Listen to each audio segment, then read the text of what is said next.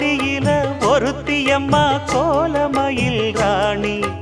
ஆடி வரும் பூங்கலசம் அழகிருக்கும் மேனி தேர் நடந்து தெருவில் வரும் ஊர்வலமா ஊருலகில் அவளை போல பேர் வருமா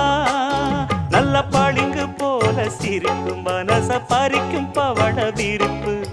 விளங்கிடாத இனிப்பு விவரம் புரிஞ்சிடாத துடிப்பு